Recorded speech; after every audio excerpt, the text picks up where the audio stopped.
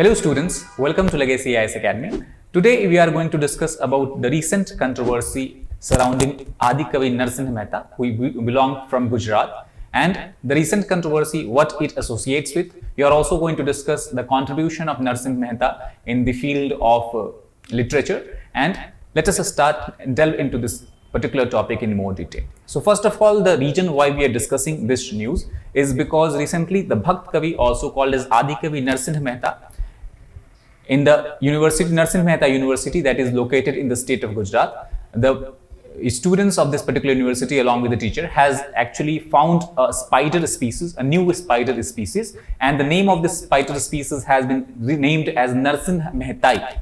And this, they have said that this has been done with a view to put the name of Narsinh Mehta on the global map.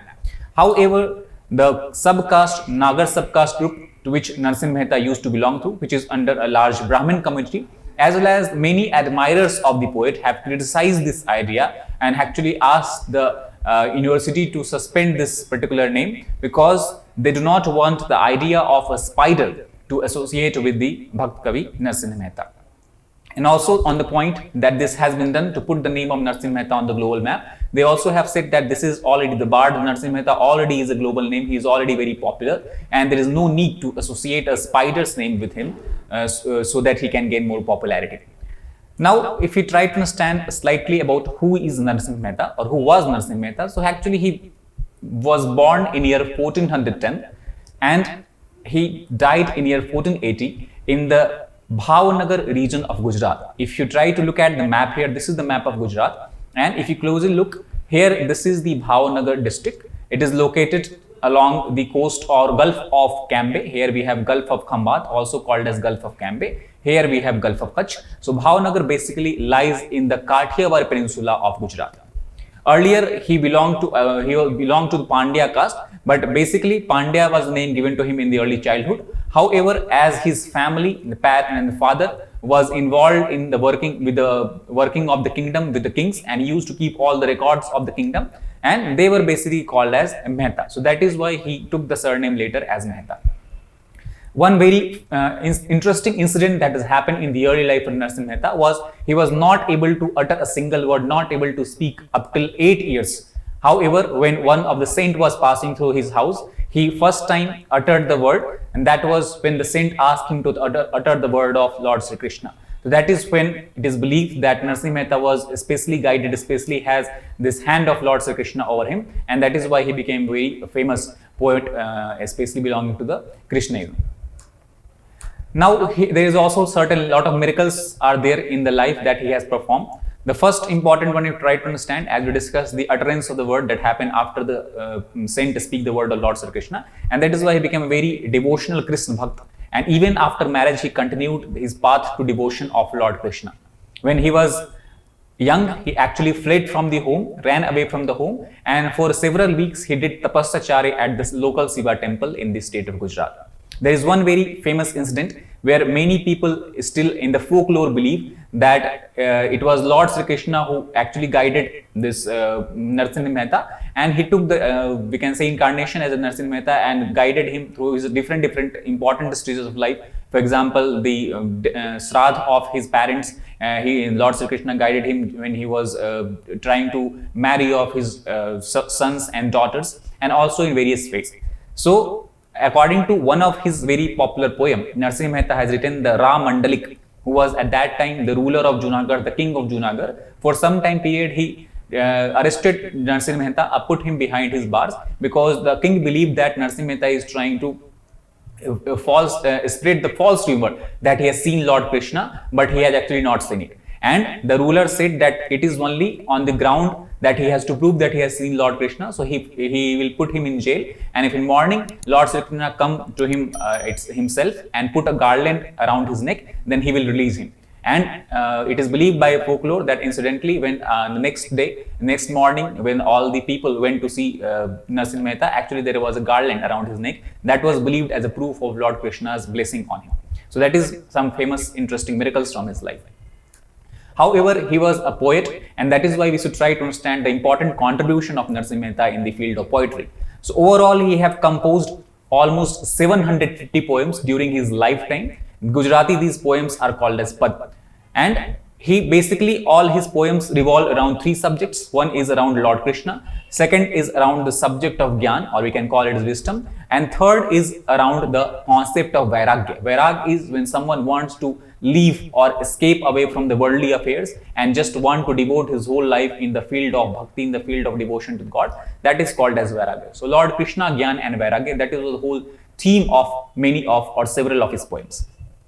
Apart from that, some other important works, if we try to understand, he has written is about Salmasa Sanu Vivah, around the marriage ceremonies, then Kumar Bainu Mameru, and Hundi and Harmala. These are some of his most popular and favorite works of Narsinh Mehta. Apart from that, he is also associated with Mahatma Gandhi because the most we can say favorite song of Mahatma Gandhi or bhajan of Mahatma Gandhi was Vaishnav Janto Tene Kahiye, which was also composed by Narsinh Mehta.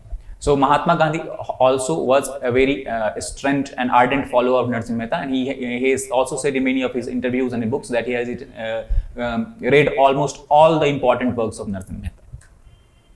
Now coming to the point which we are discussing today, the issue which we are discussing today is associating the name of a creature with a poet. So let us try to understand that has there been any mention of any certain creatures in his poetry. So there is one mention of his very famous work called as Padhode Popat Raja Ramana, in which Narsinh Mehta actually has written about the parrot, and he has symbolized the mind of any individual as a parrot, and that is why he said that mind has to continuously devote and mind has to continuously think about the devotion and the bhakti and blessing, and we can say blessings of Lord Krishna. Apart from that, in other famous work also many times he has written about the different sounds produced by different birds. So birds are the common creatures that are found in across lot of his poems and lot of his works.